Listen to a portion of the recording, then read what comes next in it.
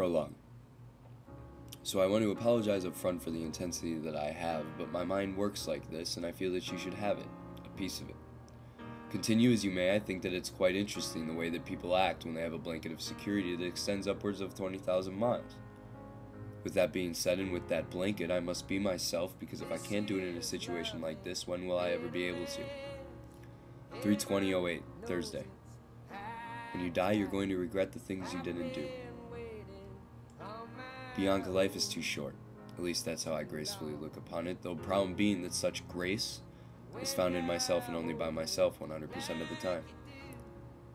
Life is too short to sweat the small stuff, they say. You want a stream of consciousness, but isn't it life too important to not even acknowledge the little things? The tiny smile on your face leaving the gas station or the dry cleaners, I don't know. I tell you that to tell you this. When I awake in the morning, I immediately begin to thoroughly ponder how I may advance closer to becoming the man that I consistently campaign to be. Now, this campaign comes not only as a man, but also as a member of humanity, and it seems to me that two of the largest attributes that both can possess are honesty and honor. To some, those are one and the same, though to others they are completely different, and to me, they are completely different.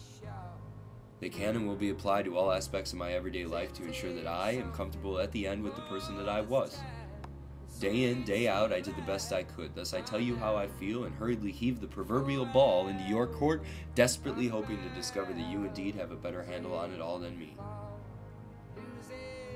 Thus, I felt the need to explain or try to explain myself further in depth and heed you with the warning pertaining to and only to my craziness. And to be honest, I haven't the slightest clue as to why I may or may not act a certain way, though I have come to learn and perceive that no one really gives two shits about your justification for committing any action. They care about the action, good or bad, success or failure, that's it. And in our current situation, I somewhat foresee action that, if committed without preliminary justification, may manifest problems in the future. Now, the reason that the word quote-unquote relationship was or is used is due solely to the fact that you have not once spoken positively about them. Now, please don't misunderstand. You are most certainly entitled to your opinion, and please don't misconstrue this as a psychotic plea or anything similar. I simply warn you that I have the potential. Well, allow me to show you. Apologies up front.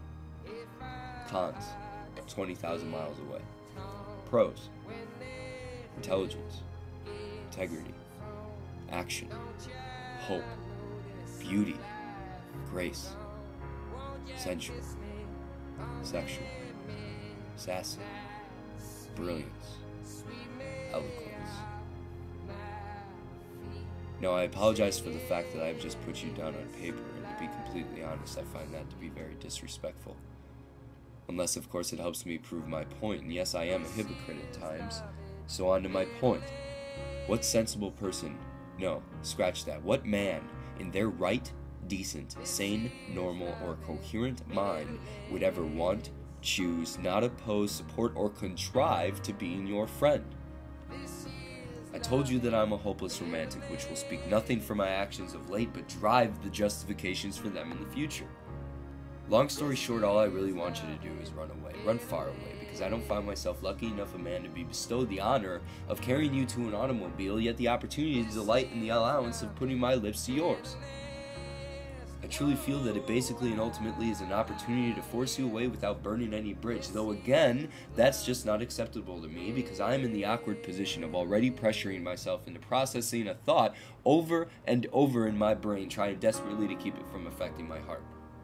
This thought that not only will this never work, but aside from you residing 20,000 miles away, I possess no capability to ever, for lack of a better term, court you. Ultimately, I have no clue what I'm saying or what I mean, other than the fact that I'm already scared beyond belief that I have no chance in hell. You see, I want a chance. I just don't know how else to put it. And to tell you the truth, I don't know why, just as you felt about our connection. But it's how I feel, and it can only be contributed most likely to the pie chart that I had written earlier on the previous page. Apologies again. Bianca, you're almost divine in your disagreements and evil in your tenderness and your loveliness. You carry yourself as independent, though you are dependent, but only on the things that you view will grade yourself ultimately as a female.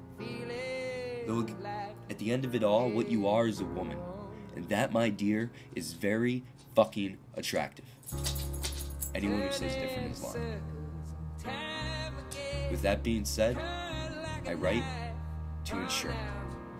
To ensure that you hear it from someone, because it is the truth, and for you to believe different is a tragedy. I will only speak the truth. I said it before, I'll say it again, I will always follow honesty, because any quote-unquote relationship built on lies is and always will be bullshit. Nothing more, nothing less.